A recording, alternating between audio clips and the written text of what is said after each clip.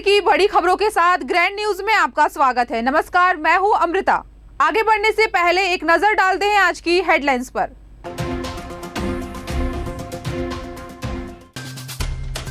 भाजपा महिला मोर्चा ने निकाली विशाल स्कूटी रैली।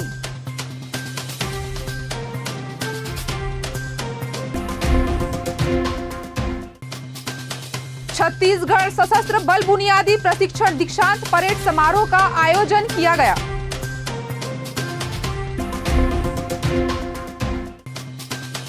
नगर निगम के द्वारा आगामी 12 नवंबर को होने वाली दीप उत्सव को लेकर बैठक आहूत की गई।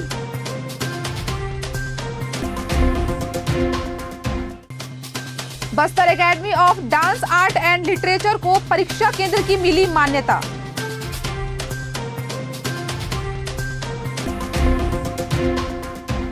अब खबरें विस्तार से। इंदिरा कला संगीत विश्वविद्यालय खैरागढ़ से संबद्धता के उपरांत Bastar academy dance art and literature को परीक्षा केंद्र की मान्यता मिली है, जिसमें अध्ययनरत विद्यार्थियों के उत्साह एवं ज्ञानवर्धन के लिए प्रवेश उत्सव का कार्यक्रम आयोजित किया गया है। उद्योग एवं प्रभारी मंत्री श्री कवासी लखमा ने बादल एकेडमी में प्रवेश ले रहे नए छात्र को शुभकामनाएं दी। उन्होंने कहा कि मुख्यमंत्री की घोषणा से बादल संस्था की स्थापना हुई। बादल के माध्यम से बस्तर की कला, संस्कृति, भाषा को संरक्षित कर नई पीढ़ी को हस्तांतरित करने का कार्य किया जा रहा है। संस्था को खैरागढ़ के कला विश्वविद्यालय से जुड़ने पर यहां अध्ययन करने वाले बच्चों को लाभ होगा।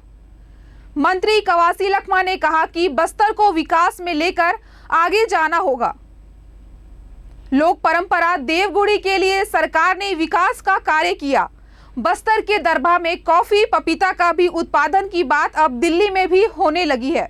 बस्तर के महुआ का भी बिक्री अब विदेशों में होने लगा है। मुख्यमंत्री ने बस्तर के विकास में हर संभव प्रयास किया है। अब बादल अकादमी के माध्यम से कला संस्कृति को भी अलग पहचान दिलाने का प्रयास किया जाना है। इस अवसर पर बस्तर विकास प्राधिकरण के अध्यक्ष लखेश्वर बघेल ने कहा कि बस्तर की रीति नीति, परंपरा, संस्कृति को बढ़ाने में बस्तर के लोक कलाकारों के साथ समाज प्रमुखों और बस्तर नागरिकों को मिलकर प्रयास करने की आवश्यकता है। उन्होंने कहा कि बस्तर की लोक संस्कृति को संरक्षित और संवर्धित करने के लिए बस्तर आदिवासी क्षेत्र विकास प्राधिकरण के प्रस्ताव पर मुख्यमंत्री ने घोषणा दी। जिला प्रशासन ने बादल अकादमी का निर्माण किया। उन्होंने बादल को इंदिरा कला विश्वविद्यालय के संबंध होने और कक्षाएं प्रारंभ करने पर सभी को शुभकामनाएं दी। एक्चुअली जो बादल हमारा Bastar academy of art, dance and literature जो है, ये इंदिरा कला संगीत विश्वविद्यालय से एफिलिएटेड हो चुका है। यहाँ पे परीक्षा केंद्र के लिए यहाँ पे मान्यता मिल चुकी है। इसमें हमारे 5 कोर्सेज के लिए जो आज प्रथम बैच जो हमारा, जिसमें लगभग 60 स्टूडेंट हमारे रजिस्टर्ड हो चुके हैं, उनका हम प्रवेश उत्सव समारोह आयोजन कर रहे हैं। ये 5 कोर्स जैसे कि चित्रकला है, गीतांजलि का है और आपका लोक संगीत का है और क्लासिकल म्यूजिक का है। इस तरह से अलग अलग कोर्सेज होंगे। इसमें 60 बच्चों ने एडमिशन लिया है। बच्चों इन द सेंस वो अडल्ट भी हैं, बच्चे भी हैं, अलग अलग एज ग्रुप के लोग हैं। कुछ शासकीय कर्मचारी भी इसमें जुड़े हुए हैं। इनकी कक्षाएं जो है फ्राइडे, सैटरडे, संडे को ऑर्गेनाइज होगी। और इसमें कोंडागांव से 2 स्टूडेंट्स हैं और बाकी जो 58 हैं वो हमारे बस्तर जिले के ही स्टूडेंट्स हैं। और ये प्रवेश उत्सव कार्यक्रम करने का उद्देश्य ये है कि चूंकि प्रथम समूह है और इससे अधिक से अधिक लोगों को ये मैसेज मिल सके कि अब यहाँ पे हम ये सुविधा हमको बस्तर जिले में ही प्राप्त हो सकेगी, इसलिए आज हमने ये कार्यक्रम का आयोजन किया हुआ है। आदिवासी समाज के प्रमुखों ने आज अतिथि शिक्षकों की मांग को लेकर जिला कलेक्टर चंदन कुमार से मुलाकात की। वहीं पूर्व विधायक राजाराम तोड़ेम ने बताया कि बस्तर जिले में लगभग 345 अतिथि शिक्षकों को शिक्षण कार्य में लगाया गया था। बिना कारण बताए इन्हें सेवा से मुक्त कर दिया गया। बस्तर जिले में ऐसे भी कई स्कूल हैं जो शिक्षक विहीन हैं, जिसमें से 121 स्कूल शिक्षक विहीन हैं। शिक्षा सत्र शुरू होते ही सभी अतिथि शिक्षकों को बाहर का रास्ता दिखा दिया गया है, जो अपनी हक की लड़ाई हेतु बस्तर कलेक्टर से कई बार मिल चुके, अपनी परेशानी व्यथा सुना चुके, मगर किसी भी प्रकार की कोई कार्यवाही नहीं हो रही है, जिसको लेकर के आदिवासी समाज के पदाधिकारियों ने आज कलेक्ट्रेट में कलेक्टर चंदन कुमार से भेंट की और कलेक्टर को ज्ञापन सौंपते हुए कहा कि इस सभी बेरोजगारों को शिक्षक रोजगार देने की व्यवस्था करें। समस्या ये है हमारी कि सेवा बहाली अभी तक हम लोग का नहीं हो पाया है। हम लोग लगभग 1 जून से अनिश्चितकालीन हड़ताल में थे और कई बार ज्ञापन सौंप चुके हैं। कलेक्टर महोदय आश्वासन दे ही रहे हैं, मतलब आज करेंगे कल करेंगे करके, और हम चाहते हैं कि हमारे जो जानकारी है उच्च शिक्षा विभाग को भी भेजा जाए ताकि हम लोग का भविष्य सुरक्षित हो। ये बस्तर जिले में लगभग 345 ये जो अतिथि शिक्षकों को कार्य में लगाए हुए थे। तो बस्तर जिले में ऐसे भी शिक्षक विहीन जो स्कूल हैं लगभग 121 स्कूल हैं और एक शिक्षक ही स्कूल तो 200 से ऊपर स्कूल हैं जो एक शिक्षक ही हैं।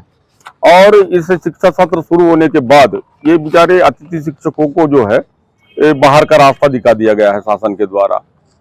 तो ऐसे स्थिति में ये 342 जो शिक्षकीय कार्य कर रहे थे, शिक्षा बच्चों को शिक्षा देने का काम कर रहे थे, इनको निकाल देने के कारण कई स्कूलें जो है शिक्षक विहीन हो गए और ये बेरोजगार हो गए। इससे हम लोग शासन से ये मांग करने के लिए यहाँ आए हुए हैं कि ये बेचारे शिक्षकों को स्कूल में डेली वेजेस पे भी लगाइए, कालखंड शिक्षक के हिसाब से भी लगाइए, लेकिन लगाइए। इनकी सेवाएं लगभग 7 वर्षों तक लिए हुए थे, किंतु अचानक इनके सामने रोजी रोटी का संकट पैदा हो गया है और ये बेचारे दर दर भटक रहे हैं। शासन है कि इनकी बात सुन नहीं रही है। और हमारे आदिवासी क्षेत्रों में जो शिक्षा का स्तर है बहुत कमजोर है। शिक्षण के कार्य को करने के लिए शिक्षक है ही नहीं है। ऐसे परिस्थिति में इन शिक्षकों को शिक्षकी कार्य में लगाना अत्यंत आवश्यक है और हम इसीलिए कलेक्टर साहब से मिलने आए हैं। जगदलपुर प्रदेश भाजपा महिला मोर्चा द्वारा कांग्रेस राज्य सरकार की वादा खिलाफी के विरोध में आगामी 11 नवंबर को बिलासपुर में आयोजित महतारी हुंकार रैली की तैयारियां बस्तर जिले में तेजी से परवान चढ़ रही है। भाजपा महिला मोर्चा ने आज शहर में विशाल स्कूटी रैली निकाली। भाजपा जिला कार्यालय से आरंभ महिला मोर्चा की स्कूटी रैली को भाजपा प्रदेश महामंत्री केदार कश्यप ने हरी झंडी दिखाकर रवाना किया और महतारी हुंकार रैली के बैनर पोस्टर का विमोचन भी किया। महिला मोर्चा की स्कूटी रैली कांग्रेस सरकार के कुशासन के खिलाफ नारेबाजी करते हुए शहर के मुख्य मार्ग व चौराहों से गुजरी। भाजपा कार्यालय पहुंचकर संपन्न हुई। महिला मोर्चा जिला अध्यक्ष राम कुमारी यादव ने बताया कि बिलासपुर में आहूत महतारी रैली में जिले से भी मोर्चा की कार्यकर्ताएं बड़ी संख्या में शामिल होंगी। आज विमोचित किए गए बैनर पोस्टर शहर सहित गांव में भी चिपकाए जाएंगे। स्कूटी रैली के कार्यक्रम में प्रमुख रूप से पूर्व सांसद दिनेश कश्यप, भाजपा जिला अध्यक्ष रूप सिंह मंडावी, सुभाऊ कश्यप, बैदूराम कश्यप, लच्छूराम कश्यप, संतोष बाफना, श्रीनिवास राव मद्दी आदि सहित बड़ी संख्या में कार्यकर्ता मौजूद थे। कांग्रेस की सरकार में लगातार महिलाओं के ऊपर हो रहे अत्याचार को लेकर जो महिला मोर्चा की जो थीम है महतारी हुंकार, जो बिलासपुर में 11 नवंबर को होनी है, उस विषय को लेकर आज भारतीय जनता पार्टी महिला मोर्चा पूरे छत्तीसगढ़ प्रदेश में स्कूटी रैली का आह्वान किया गया है, जिसमें कि महिलाओं पर जो अत्याचार हो रहे हैं और जो 4000 अत्याचार और जो 16,000 से अधिक महिलाओं पर जो उत्पीड़न है, रेडी टू ईट का जो मामला है, स्व सहायता बहनों की जो कर्जा माफी का जो मामला है, ये सारे मुद्दे को लेकर आज भारतीय जनता पार्टी महिला मोर्चा पूरे प्रदेश में स्कूटी रैली का आह्वान करने जा रही है। आज जो ये हुंकार रैली पूरे प्रदेश भर में किया जा रहा है, एक रैली के रूप में हमने जो कांग्रेस की भ्रष्ट सरकार है, जातिवाद, आतंकवाद, भ्रष्टाचार, गरीबी को न देखने वाली और सिर्फ अपना खाना परोस करने वाली जो सरकार है और जो अत्याचार महिलाओं के लिए लगातार इस छत्तीसगढ़ राज्य में हो रहे हैं, उनके लिए 11 तारीख को विशेष तौर पर महिला मोर्चा के आह्वान पर बिलासपुर में 1 लाख की संख्या महिलाओं ने हुंकार रैली का जो आयोजन किया है, उस विषय को लेकर ही आज की भी ये रैली हमने निकाल रहे हैं, जो प्रदेश स्तर के लिए एक बहुत बड़ी हुंकार के रूप में महिलाएं स्वयं चलकर स्वप्रेरित होकर सामने आ रही हैं और सारी उनकी नाकाबियों को हम जो जनमानस के बीच में लाने का प्रयास कर रहे हैं। जगदलपुर सशस्त्र बल के विभिन्न वाहिनियों के 40 नव आरक्षकों को विगत 10 महीने से कानून व्यवस्था, पुलिस और समाज पुलिस प्रक्रिया, map reading, PT parade, yoga drill, हथियारों के कुशल संचालन आदि विषयों का प्रशिक्षण दिया जाकर इन्हें शारीरिक व मानसिक रूप से दक्ष किया गया।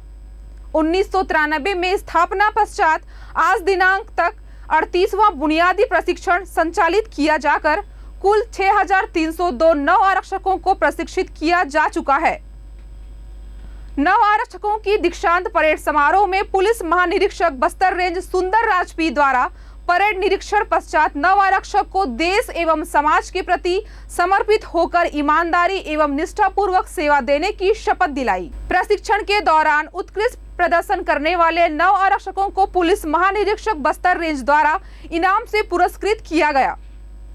दीक्षांत परेड समारोह में पुलिस महानिरीक्षक बस्तर रेंज सुंदर राज पी, उप पुलिस महानिरीक्षक छत्तीसगढ़ सशस्त्र BS ध्रुव, सेनानी पुलिस प्रशिक्षण शाला लालबाग जगदलपुर MR मंडावी एवं अन्य अधिकारी व जवान उपस्थित रहे। पुलिस महानिरीक्षक बस्तर रेंज सुंदर राज पी ने दीक्षांत परेड में शामिल नव आरक्षकों को कर्तव्य निर्वहन, जनता की जान माल की रक्षा, कानून एवं शांति व्यवस्था तथा राष्ट्र की अखंडता एवं एकता की रक्षा करने हेतु समर्पित होकर कार्य करने की समझाइश दी गई तथा प्रशिक्षण सफलतापूर्वक करने पर सभी नव आरक्षकों को बधाई देते हुए उनके उज्जवल भविष्य की शुभकामनाएं दी गई। छत्तीसगढ़ सशस्त्र बल की 40 नव आरक्षकों का विगत 10 महीने से ट्रेनिंग आयोजित की गई थी police training school Lalbagh Jagdalpur में। ट्रेनिंग के पश्चात आज उनका पासिंग आउट परेड दीक्षांत परेड समारोह में सभी 40 नव आरक्षकों का पासिंग आउट हुआ है। इस परेड के दौरान जो नव आरक्षकों का आने वाले समय में जो बेहतर कार्य करने का समझाइश के साथ साथ उनकी उज्जवल भविष्य के लिए शुभकामना भी दी गई थी। उम्मीद है जिस तरीके से बाकी फील्ड में जो जवान लोग काम कर रहे हैं, इस ट्रेनिंग संस्था से पास आउट होने के बाद ये नव आरक्षक लोग भी उसी हिसाब से समाज के लिए और देश के लिए जो समर्पित होकर काम करेंगे, ताकि जो जनता की जान माल की रक्षा करने के जो छत्तीसगढ़ पुलिस के जो प्रथम और प्रमुख दायित्व है, उसी दायित्व को सही ढंग से निभा सकता है। जगदलपुर नगर निगम के द्वारा आज शहर के मध्य स्थित टाउन हॉल में नगर निगम जगदलपुर के जनप्रतिनिधि एवं अधिकारियों के द्वारा बस्तर के पत्रकार बंधुओं के साथ आगामी 12 नवंबर को होने वाली दीप उत्सव को लेकर बैठक आहूत की गई, जिसमें पत्रकार बंधुओं के द्वारा कई महत्वपूर्ण सुझाव भी नगर निगम के जनप्रतिनिधि एवं अधिकारियों के समक्ष रखा गया। सर्वसम्मति से उस पर विचार विमर्श किया गया। वहीं जगदलपुर की महापौर सफीरा साहू ने बताया कि जगदलपुर के दलपत सागर में आगामी 12 नवंबर को दीप उत्सव का कार्यक्रम रखा गया है। उन्होंने बताया कि कार्तिक पूर्णिमा को चंद्र ग्रहण होने की वजह से यह दीप उत्सव को 12 नवंबर को रखा गया है। 8 नवंबर को ग्रहण की वजह से तिथि को हटाई गई है। इस दीप उत्सव में शहर के सभी आम जनता से मैं निवेदन करती हूं कि इस दीप उत्सव कार्यक्रम में बढ़ चढ़कर हिस्सा ले।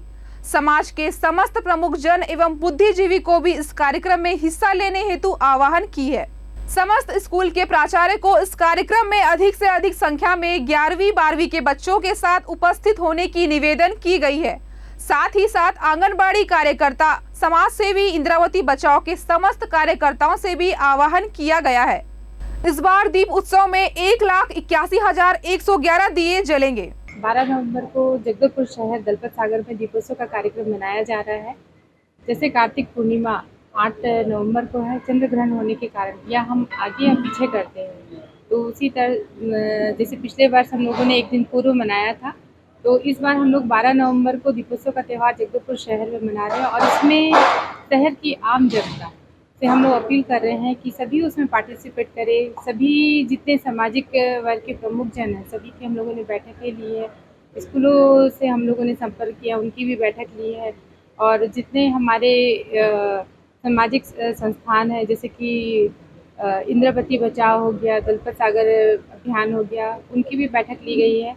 और आंगनबाड़ी की कार्यकर्ता मितानिन हो या फिर राजीव युवा मितान की टीम हो या फिर हमारे पूरे युवदय के जितने वॉलेंटियर्स हैं, सभी के माध्यम से हम लोगों का प्रयास है कि जगदलपुर शहर में जो दीपोत्सव कार्यक्रम होने वाला है 12 नवंबर दिन शनिवार संध्या शाम 6 बजे, तो कोई भी एक घर में इस मैसेज से वंचित ना रहे कि दीपोत्सव का कार्यक्रम हो रहा है।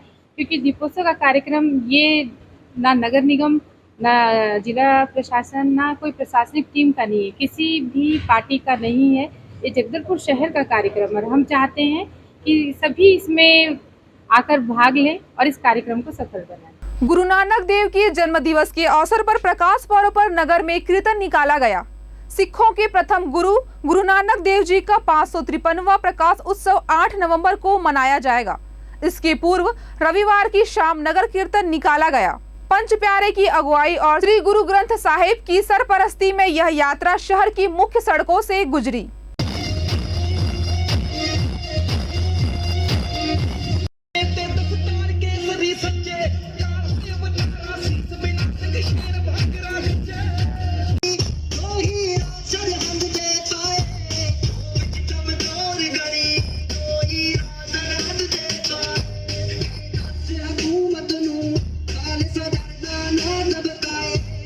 अगली खबर भानु प्रतापपुर से।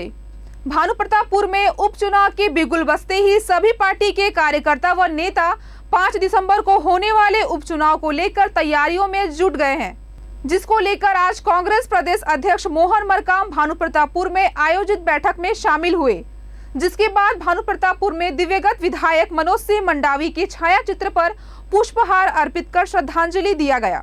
इसके बाद पीसीसी अध्यक्ष मोहन मरकाम ने कांकेर विधायक शिशुपाल सोरी, अंतागढ़ विधायक अनूप नाग की उपस्थिति में भी सभी बूथ, जोन, सेक्टर, ब्लॉक अध्यक्षों की समीक्षा बैठक ली, जिसमें उन्होंने और चुनाव की तैयारियों के लिए सभी स्तर के अध्यक्षों को आगाह किया है। साथ ही कार्यकर्ताओं से चुनावी संबंधी चर्चा भी किया। इस दौरान दिवंगत मंडावी की धर्मपत्नी सावित्री मंडावी भी मौजूद रही।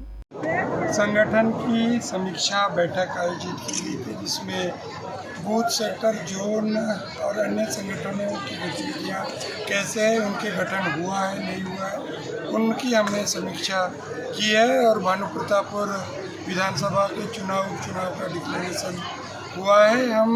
हमारी सरकार माननीय भूपेश बघेल जी की सरकार की उपलब्धियों, नीतियों, योजनाओं को लेकर हम जनता के बीच में हम जाएंगे।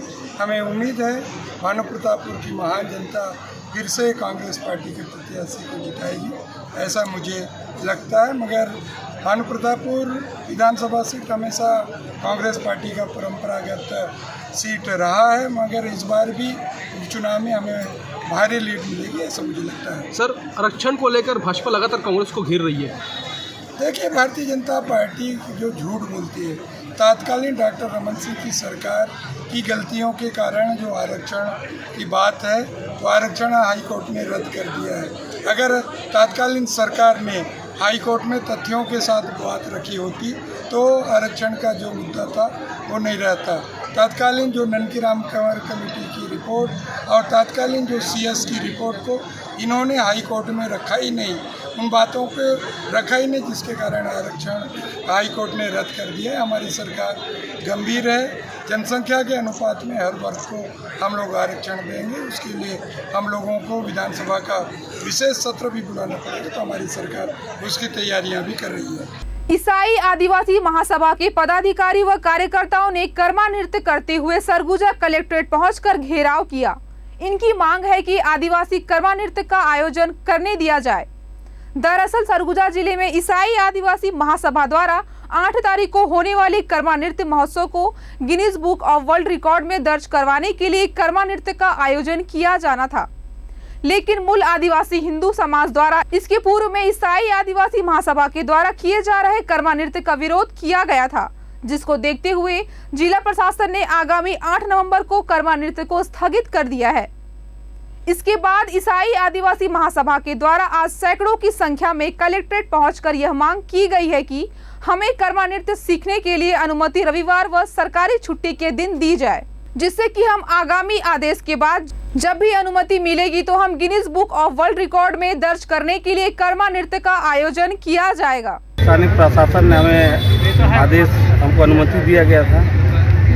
कुछ हमारे भाइयों के द्वारा ही शायद प्रशासन के कहने के आधार पर कुछ ऑब्जेक्शन था, इसलिए ये जो कार्यक्रम है उस ऑब्जेक्शन का हवाला देते हुए कि शांति प्रिय भंग होने का संभावना है बोल के ये कार्यक्रम को स्थगित किया गया है। वो बोले कि स्थगित कर रहे हैं और निरस्त नहीं कर रहे हैं, आगामी आदेश तक इसका आप लोग प्रतीक्षा करें। अभी क्या निर्णय निकला, अभी क्या बोले?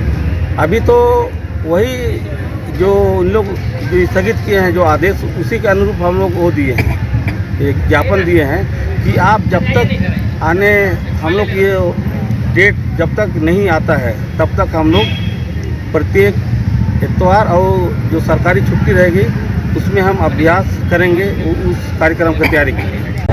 देखिए, ईसाई आदिवासी महासभा द्वारा 8 नवंबर को बृहद सामूहिक नृत्य का कार्यक्रम रखा गया था पीजी कॉलेज ग्राउंड में। इसको एक अन्य आदिवासी समूह द्वारा इसका विरोध किया गया। कानून व्यवस्था की दृष्टि, कानून व्यवस्था को ध्यान में रखते हुए उक्त आयोजन की अनुमति जो पहले दी गई थी उसको 5 तारीख को स्थगित किया गया है। तो स्थगन के पश्चात आज ये ईसाई आदिवासी महासभा द्वारा पुनः ज्ञापन दिया गया है कि जब तक पुनः इनको अनुमति का आगामी तिथि नहीं दिया जाता तब तक इनको प्रैक्टिस करने की अनुमति दी जाए। ग्रैंड न्यूज में आज बस इतना ही। फिर मुलाकात होगी कुछ और खबरों के साथ। तब तक के लिए मुझे दीजिए इजाजत। नमस्कार।